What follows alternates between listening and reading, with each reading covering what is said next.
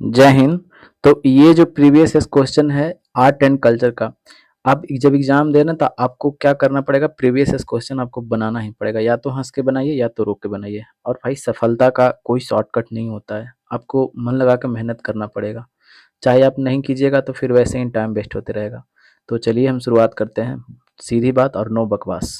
आगे बढ़ते हैं।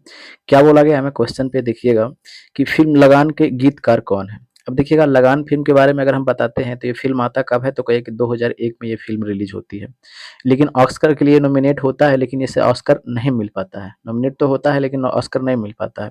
अगर बात करते हैं इसके निर्देशक के, तो इसको निर्देशक कौन किए थे ये फिल्म का, तो ये निर्देशक की अगर हम बात करते हैं तो आशुतोष गोवरिकर थे। कौन? आशुतोष गोवरिकर, ठीक है, आशुतोष गोवरिकर। अगर बात करते हैं इसका कि इसका लीड रोल में मतलब कि अभिनेता कौन था, तो अभिनेता थे आमिर खान। कौन थे? ये आमिर खान था, ठीक है। लेकिन हमें ये क्वेश्चन ये तो पूछा गया है कि हम इस फिल्म में गीतकार कौन थे, तो गीतकार की अगर बात करते हैं तो इसमें गीतकार कौन थे, तो जावेद अख्तर। तो ये क्वेश्चन तो समझ में आ गया कि जावेद अख्तर इसका क्या थे, गीतकार थे। तो क्वेश्चन आंसर कौन सा हो जाएगा, आंसर ऑप्शन नंबर 3 हो जाएगा, ठीक है। और हाँ, इसका अगर पीडीएफ किन्हीं को लेना है तो टारगेट जीएस बाय मान सिंह टेलीग्राम चैनल पर जाइएगा, सर्च कीजिएगा, वहां से आप इसका पीडीएफ ले लीजिएगा, ठीक है। आगे बढ़ते हैं। क्या बोला गया कि हिंदी साहित्य में सुकुमार कवि के नाम से कौन जाने जाते हैं। सुकुमार कवि की बात करते हैं तो एक व्यक्ति थे, छायावादी कवि थे। ये छायावादी व्यक्ति कौन थे, तो सुमित्रा नंदन पंत थे, ठीक है। ये सुमित्रा नंदन पंत। अब ये सुमित्रा नंदन पंत जो थे, इनका जन्म की अगर हम बात करते हैं तो इनका जन्म कब होता है, तो 1900 ईस्वी में इनका जन्म होता है, और मृत्यु कब हो जाता है, तो 1977 ईस्वी में इनका मृत्यु हो जाता है, ठीक है।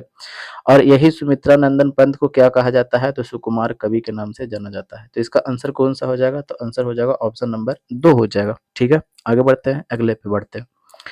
क्या बोला गया है कि तमसो माँ ज्योतिर्गम, यह पंक्ति कहाँ से लिया गया है। तो सबसे पहले आप देख लीजिए कि तमसो माँ ज्योतिर्गम जो है, इसका अर्थ क्या होता है, ठीक है। तो इसका अर्थ की अगर हम बात करते हैं तो इसका अर्थ होता है अंधकार से प्रकाश की ओर। अंधकार से प्रकाश, अंधकार से प्रकाश की ओर। अब ये जो लिया गया है, कहाँ से लिया गया है, तो यही आपको बताना है। तो आपको देखिएगा ये लिया गया है ऋग्वेद से। ये कहाँ से लिया गया है, तो ऋग्वेद से लिया गया है। ऋग्वेद में कितने मंडल हैं, तो 10 मंडल हैं, ठीक है। कितने मंडल हैं, तो 10 मंडल हैं, ठीक है। ऋग्वेद की अगर हम बात करते हैं तो ये सबसे पुराना वेद है, सबसे पुराना वेद है, ठीक है। सबसे पुराना वेद की बात करते हैं तो कौन सा है, तो ऋग्वेद है। वेद की संख्या कितनी है, तो 4 है। तो नॉर्मल क्वेश्चन है, सभी को पता होगा, ठीक है। अब अच्छा, इसमें अगर बात करते हैं इसमें सूक्त कितने हैं, तो 1028 गो सूक्त हैं। ऋचाएँ की बात करते हैं तो 10,552 गो क्या है, ऋचाएँ हैं, ठीक है। देखिएगा आगे हम जो भी फैक्ट होते हैं वो फैक्ट आपको हम बताते चलेंगे। इससे फायदा आपको क्या होगा ना कि फास्ट रिवीजन भी होते चलेगा, ठीक है। वैसा भी नहीं होगा कि हमने एक क्वेश्चन को सिर्फ एक ही बार डिस्कस किया। आगे बढ़ते हैं, ठीक है। क्या बोला गया है कि कोणार्क किस लिए प्रसिद्ध है। देखिएगा कोणार्क की अगर हम बात करते हैं तो कोणार्क में क्या है, कोणार्क एक मंदिर के लिए प्रसिद्ध है। तो पूछिएगा आप कि कौन से मंदिर, तो कहिए कि सूर्य देव का मंदिर था, ठीक है। सूर्य देव का मंदिर के लिए प्रसिद्ध है। तो ये कहाँ मंदिर है, तो कहिए कि पुरी में है। तो ये पुरी कहाँ पड़ता है, तो ये पड़ता है उड़ीसा में पड़ता है, ठीक है। अब ये उड़ीसा में पड़ता है तो आप बताइएगा कि सूर्य मंदिर है, तो यहाँ तक समझ में आ गया। तो इसका निर्माण किसने कौन करवाया था, तो गंग वंश के एक राजा था। गंग वंश का एक राजा कौन था, नरसिंह देव, ठीक है। ये नरसिंह देव क्या करता है कि इस सूर्य मंदिर का निर्माण करवाता है। तो आप पूछिएगा कि अच्छा इस सूर्य मंदिर का तो निर्माण हुआ है, ठीक है, तो किस चीज से हुआ है, तो लाल बलुआ पत्थर। किससे, तो लाल बलुआ पत्थर, और फिर उसके बाद काला ग्रेनाइट से हुआ है। बलुआ पत्थर और फिर उसके बाद क्या, काला ग्रेनाइट। तो ये भी पूछा जाता है कभी कभी, ठीक है। तो काला ग्रेनाइट, देखिएगा हमने क्या किया है यहाँ पे आपको बता रहा है, ठीक है। तो इसका आंसर कौन सा हो जाएगा, कोणार्क किस लिए प्रसिद्ध है, सूर्य मंदिर के लिए प्रसिद्ध है। कौन बनाता है, नरसिंह देव, ठीक है। आगे देखिए, अगले पे बढ़ते हैं। आगे क्या बोला गया है कि बालू की भव्य आकृति निर्माण में निम्न में से कौन प्रसिद्ध है। आपने कभी कभी जो सोशल मीडिया पे आपने देखा होगा कि बालू के आकृति बनाया जाता है, तो उस वो व्यक्ति बनाते हैं, तो कौन बनाते हैं, आपको देखने में भी काफी अच्छा लगता होगा, ठीक है। तो वो व्यक्ति है सुदर्शन पटनायक, ठीक है। सुदर्शन पटनायक, ये कहाँ के हैं, तो पटनायक जो टाइटल लग रहा है इससे आपको समझ में आ रहा होगा कि ये व्यक्ति कहाँ के हैं, ये उड़ीसा के हैं। नवीन पटनायक के घर के हैं ये। नवीन पटनायक जो उड़ीसा के मुख्यमंत्री थे ना, ठीक है, वही, अब तो खैर नहीं रह गए। तो वही व्यक्ति कहाँ के हैं, ये उड़ीसा के हैं। तो आंसर कौन सा हो जाएगा, आंसर ऑप्शन नंबर ए हो जाएगा, ठीक है। आगे देखिए, अगले पे बोला क्या गया है कि कुचिपुड़ी नृत्य प्रारंभ कहाँ हुआ था। अब देखिएगा कुचिपुड़ी, याद नहीं होता कि याद करवाने की कोशिश करते हैं। कुचिपुड़ी यानी कच्चा पूड़ी कोई अगर बना के दे देता है आपको, तब क्या बोलते हैं कि एकदम अंधरा है का रे। तो कहाँ से है ये, आंध्र प्रदेश, ठीक है। आंध्र प्रदेश, कुचिपुड़ी कहाँ का है, ये आंध्र प्रदेश का है, ठीक है। बात करते हैं तमिलनाडु की, तो तमिलनाडु का क्या है, तो तमिलनाडु की अगर बात करते हैं तो यहाँ का है, यहाँ भरतनाट्यम, क्या है, तो भरतनाट्यम, ठीक है। अगर हम बात करते हैं किसका, तो ये है केरल का, तो केरल का क्या है, तो ओनम, ठीक है। केरल का क्या है, तो ओनम, ठीक है। अच्छा, अब एक और है क्या, ये कर्नाटक का, तो कर्नाटक का क्या है, तो कर्नाटक का है यक्षगान, क्या है, तो यक्षगान, ठीक है। अब समझ में आ गया, चारों को चारों आपको मिल गया आंसर। आगे बढ़ते हैं अगले पे। क्या बोला गया, भारत का राष्ट्रीय पुष्प निम्नलिखित में से कौन है। देखिएगा, पुष्प यानी फ्लावर, पुष्प यानी हाँ फ्लावर की बात कहा जा रहा है, ठीक है। तो अगर फ्लावर की बात कहा जा रहा है तो इसका देखिए गुलाब पहले ऑप्शन पे है, तो बिल्कुल वो गुलाब नहीं हो सकता है ही नहीं। हो सकता है कि बात क्या है ही नहीं, तो इसका आंसर कौन सा है, कमल हो जाएगा, ठीक है। चलिए आगे बढ़ते हैं अगले पे, ये सब तो वन लाइनर क्वेश्चन है। क्या बोला गया है कि किस भारतीय भाषा को बोलने वाले लोगों की संख्या विश्व में हिंदी के बाद सबसे अधिक है। देखिएगा, क्या पूछ एक बार फिर से करते हैं कि किस भारतीय भाषा को बोलने वाले लोगों की संख्या विश्व में हिंदी के बाद सबसे अधिक है। देखिएगा, अगर हम इंडिया के भी अगर बात करते हैं तो इंडिया में भी क्या होता है ना कि सबसे ज्यादा बोले जाने वाली भाषा क्या है, तो कहिए कि हिंदी बोले जाने वाली भाषा। फिर उसके बाद में क्या है, तो ये बंगला भाषा बोला जाता है। कौन सा भाषा, तो कहिए कि ये बंगला भाषा। और विश्व में भी अगर बात करते हैं तो ये विश्व में जो बंगला भाषा बोला जाता है ये छठे क्रम पर आता है, ठीक है।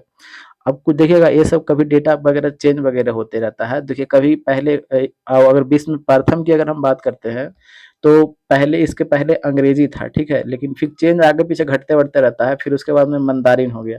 तो हम अभी यहाँ बता रहे हैं, हो सकता है फिर भी क्या हो सकता है, कुछ दिन में आगे पीछे चेंज भी हो सकता है, क्योंकि ये डेटा कुछ दिन पहले का हमने लिया है, ठीक है। आगे देखते हैं, अगले पे बढ़ते हैं। तो इसका आंसर कौन सा हो जाएगा, तो इसका आंसर हो जाएगा आपके सामने, ये बंगला हो जाएगा, ठीक है, एक हो जाएगा। आगे बढ़ते हैं अगले पे। क्या बोला गया है कि शब्द ईड संबंधित है। देखिएगा, ईड ईड किससे संबंधित है, वैसा व्यक्ति की अगर हम बात करते हैं जिसको खुद की प्रशंसा सुनने में काफी ज्यादा अच्छा लगता हो। और जो व्यक्ति खुद की प्रशंसा सुनता हो ना, वो अहंकारी व्यक्ति होता है, ठीक है। आप जस्ट लाइक समझ जाइए किम जोंग, ठीक है। ये किम जोंग की अगर बात करते हैं, जो उत्तर कोरिया का तानाशाह है, वो खुद की प्रशंसा सुन पाता है, ठीक है। उसके सामने जो भी आता है विरोध करता है वो तो चला ही जाता है, ठीक है। तो वैसे को क्या बोला जाता है, तो वैसे को बोला जाता है आत्ममोह। ये ऐसा व्यक्ति होता है जो खुद का प्रशंसा करता है और ये अहंकारी होता है, ठीक है। आंसर कौन सा हो जाएगा, आंसर ऑप्शन नंबर ए हो जाएगा, ठीक। आगे बढ़ते हैं। क्या बोला गया है कि national gallery of modern art, national gallery of modern art की अगर बात करते हैं तो इसका स्थापना कब होता है, तो 1945, 1945 में इसका स्थापना कहाँ पे होता है, तो इसका दिल्ली में स्थापना होता है, ठीक है। तो इसका पूछा गया है वही कि कहाँ है, तो इसका आंसर कहाँ हो जाएगा, ऑप्शन नंबर ए दिल्ली हो जाएगा, ठीक है। आगे बढ़ते हैं। मीनाक्षी मंदिर की अगर बात करते हैं तो ये मीनाक्षी मंदिर की है कहाँ, तो मदुरई आप जानते होंगे, ठीक है। ये तमिलनाडु का एक शहर है मदुरई, ठीक है। ये मदुरई में क्या है, मीनाक्षी मंदिर है। ये कौन भगवान के समर्पित है, तो शिव और पार्वती के समर्पित है, ठीक है। पार्वती के समर्पित है। तो इसका आंसर कौन सा हो जाएगा, आंसर ऑप्शन नंबर ए हो जाएगा, ठीक है। आगे बढ़ते हैं अगले पे। क्या बोला गया है कि भारत के राष्ट्रीय ध्वज में कितनी तीलियां होती है। तीलियां की अगर बात करते हैं तो जैसे मैं आपको, हम एक चीज आप बताते चलते हैं कि सारनाथ के बारे में आप जानते होंगे। सारनाथ में क्या था कि गौतम बुद्ध ने अपना प्रथम उपदेश दिया था, ठीक है। तो इसी के उपलक्ष्य में इसको यादगार बनाने के लिए ये सम्राट अशोक ने क्या किया था कि सारनाथ में ही एक बौद्ध का स्तूप बनवाया था, ठीक है। सारनाथ में एक स्तूप बनवाया था और उस स्तूप पे क्या था कि चार गो क्या था, शेर था, ठीक है। और चारों तरफ मुंह किए हुए था। लेकिन जब आप देखते हैं फिगर में तो आपको एक तरफ वाला तो नहीं दिखाई देगा, क्योंकि पीछे आगे वाला तो आप देख लीजिएगा, पीछे वाला कैसे दिखाई देगा, ठीक है। जब 3D रहेगा तब आप देख सकते हैं, लेकिन ऐसे फोटो में तो नहीं देख सकते हैं। तो आपको दिखाई पड़ता होगा चार, दिखाई पड़ता होगा तीन गो, लेकिन तीन गो नहीं है, ध्यान दीजिएगा चार ठो है, ठीक है। और उसी पे एक नीचे में एक थी था, चक्र लगा हुआ था, इस पे क्या था, 24 गो तिलिया था, ठीक है। कितने तिलिया थे, तो 24 तिल्ली था। और इसी पे लिखा हुआ था नीचे में देवनागरी में सत्यमेव जयते, मतलब कि सत्य की जीत होती है, ठीक है। और इसी को भारत का राष्ट्रीय चिन्ह के रूप में क्या किया गया, स्वीकार किया गया था, इसी स्तंभ को, ठीक है। सारनाथ के स्तंभ को ही। तो इसका आंसर कौन सा हो जाएगा, आंसर ऑप्शन नंबर क्या हो जाएगा, 4 हो जाएगा, ठीक है। ऑप्शन नंबर 4 यानी 24 गो तिल्लियां हैं। क्या बोला गया है कि किस राज्य में बौद्ध धर्मावलंबी दूसरे नंबर पर है। अब देखिएगा, राज्य में पूछा गया है कि यानी अगर देखिएगा हम बात बताते चलते हैं, तो बिहार की अगर बात करते हैं तो बिहार में देखिए, बिहार में ज़्यादा संख्या में हिंदू हैं, ठीक है, ठीक है। फिर उसके बाद में आते हैं आपको मुस्लिम आ जाते हैं, तो ये तो खैर होगा नहीं, बिहार तो कट गया। आगे बात करते हैं मध्य प्रदेश प्रदेश में भी हिंदू है और यहाँ भी सिक्किम भी नहीं है। अब देखिएगा, अब यहाँ की हम बात करते हैं अरुणाचल प्रदेश की, तो अरुणाचल प्रदेश में क्या है कि पहले नंबर की अगर बात करते हैं, तो पहले नंबर में जो आते हैं वहाँ के जनजातीय जो आते हैं ना, यानी जनजातीय वही आ जाते हैं, ठीक है। और फिर दूसरे नंबर पे आते हैं तो वो बौद्ध धर्म आते हैं, कौन, तो बौद्ध धर्म आते हैं, ठीक है। बौद्ध धर्म के लोग दूसरे नंबर पर वहाँ पे ज़्यादा आते हैं। तो इसका आंसर कौन सा हो जाएगा, आंसर ऑप्शन नंबर 3 हो जाएगा, ठीक है। आगे बढ़ते हैं अगले पे। क्या बोला गया है कि कजरी लोक नृत्य कहाँ प्रचलित है। अब एक नृत्य है, तो ये लोकल जो नृत्य होते हैं ना, जो पूछे जाते हैं, ठीक है, जो लोकल नृत्य होते हैं, कजरी, झुमरी, ये सब के बारे में आप सुनते होंगे, ठीक है।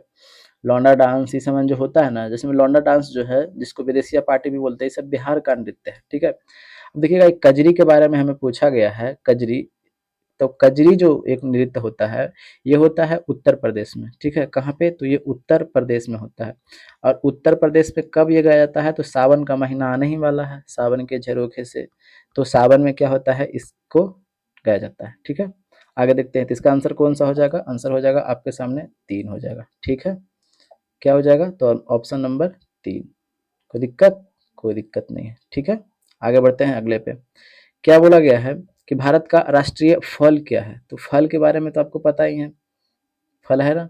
फल के बारे में बताते हैं, तो ये भारत का राष्ट्रीय फल है क्या, आम। इसको तो खैर बताना भी नहीं चाहिए, हमें सबको पता होना चाहिए कि भारत का राष्ट्रीय फल क्या है, तो क्या है, आम है।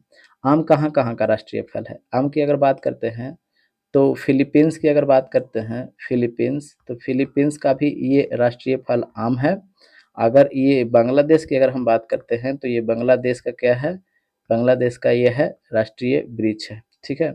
अगर बात करते हैं कि इसका वैज्ञानिक नाम क्या है, तो मैग्नीफेरो इंडिका, मैग्नीफेरा इंडिका इसका क्या है, तो वैज्ञानिक नाम है, ठीक है। आगे बढ़ते हैं, अगले पे चलते हैं, आगे क्या बोला गया है, ठीक है। क्या बोला गया है कि निम्नलिखित में से कौन एक हिंदुस्तानी शास्त्रीय गायक है, तो एक हिंदुस्तानी शास्त्रीय गायक है, तो इसमें से जो गायक है कौन कौन है, गीता चंद्र नहीं है, तो इसका आंसर हो जाएगा, आंसर ऑप्शन नंबर 3, यानी गंगूबाई जो हंगल है ना, ये है हिंदुस्तानी शास्त्रीय गायक थी, ठीक है। आगे बढ़ते हैं अगले पे। ये सब क्वेश्चन तो आपको याद ही करना पड़ेगा, ठीक है। ये सब जो क्वेश्चन जो होते हैं आपको याद करना पड़ जाएगा। क्या बोला गया है कि कोलावेरी डी गीत जो यूट्यूब पर लोकप्रिय हुआ किस भाषा के फिल्म में है। देखिएगा, कोलावेरी डी जो आप सुने होंगे, काफी समय पहले सुने होंगे, फादिश कोलावेरी कोलावेरी डी, तो रजनीकांत के एक दामाद हैं, ठीक है, कौन, तो धनुष, ठीक है। अब ये धनुष जो एक्टर भी हैं और गीत भी गाते हैं, तो गाना भी गाते हैं, तो यही कोलावेरी डी कौन गए थे, तो यही धनुष गए थे। तो कौन से भाषा में, तो ये तमिल भाषा में गए थे, कौन से भाषा में, तो तमिल में। तो इसका आंसर कौन सा हो जाएगा, आंसर हो जाएगा आपके सामने 3 हो जाएगा, ठीक। आगे बढ़ते हैं अगले पे। क्या बोला गया कि भारत का राष्ट्रीय वृक्ष, तो राष्ट्रीय वृक्ष भारत का क्या है, तो भारत का राष्ट्रीय वृक्ष बरगद है, ठीक है। आगे बढ़ते हैं अगले पे। क्या बोला गया कि भारत का राष्ट्रीय चिन्ह, तो अभी चिन्ह के बारे में हमने चर्चा किया कि सारनाथ से क्या किया गया है, जो स्तंभ है अशोक स्तंभ, उसको ले लिया गया है और भारत के राष्ट्रीय चिन्ह के रूप में इसे अपना लिया गया है, ठीक है। तो कब अपनाया गया था, तो 26 जनवरी 1950 ईस्वी को, ठीक है, ये अपना लिया गया था। तो उसमें कितने शेर हैं, तो 4 शेर हमने बताया था, ठीक है। देखिएगा, पहले ऑप्शन में ही 3 है, तो इसको काट दीजिए, ठीक है। ऑप्शन नंबर क्या हो जाएंगे, 4 हो जाएंगे, थोड़ा सा होश में बनाइएगा। आगे बढ़ते हैं। क्या बोला गया है कि हरिप्रसाद चौरसिया किसके लिए प्रसिद्ध है। देखिएगा, हरिप्रसाद की अगर बात करते हैं, तो ये हरिप्रसाद चौरसिया जो है, ये बांसुरी के लिए प्रसिद्ध है, बांसुरी वादक के व्यक्ति थे। अगर बात करते हैं तबला के, तो तबला के कौन कौन से व्यक्ति प्रसिद्ध हैं, वो देख लीजिएगा। अल्लाह राखा के बारे में आप नाम सुना होगा, अल्लाह राखा, तो अल्लाह राखा के कौन है, तो अल्लाह राखा ये तबला वादक है। फिर इसके बाद में इनका बेटा है जाकिर हुसैन, ठीक है, जाकिर हुसैन ये भी तबला वादक है, ठीक है। फिर एक ठो और व्यक्ति है किशन महाराज, तो ये भी जो व्यक्ति है ये है तबला वादक है, किशन महाराज, ये व्यक्ति कौन है, तो तबला वादक है। अगर बात करते हैं ये सरोद की, तो अब सरोद को देख लेते हैं कि सरोद कौन कौन है, कौन सरोद से कौन कौन व्यक्ति संबंधित है। अमजद अली खां, ठीक है, अमजद अली खां, ये अमजद अली खां क्या है, सरोद वादक है, ठीक है। फिर एक ठो है अली अकबर खां, अली अकबर खां, ये सब व्यक्ति को जो है ये है कौन है, तो ये है सरोद वादक है, ठीक है। अच्छा, अब बात करते हैं ये शहनाई की। तो शहनाई से कौन व्यक्ति संबंधित है? तो उस्ताद बिस्मिल्लाह खां के बारे में आप सुने होंगे, ठीक है? बिस्मिल्लाह खां, तो ये बिस्मिल्लाह खां जो है ये क्या है? शहनाई वादक है, ठीक है? तो समझ में तो आ ही रहा होगा, सभी चीज़ों को हम अच्छे तरीके से आपको बता रहे हैं।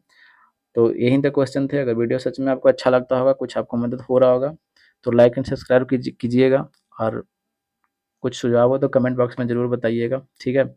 तब मिलते हैं अगले वीडियो में, तब तक के लिए हंसते रहिए, मुस्कुराते रहिए, और हाँ, अपनों का ख्याल ज़रूर रखिए। जय हिंद, जय भारत, वंदे मातरम।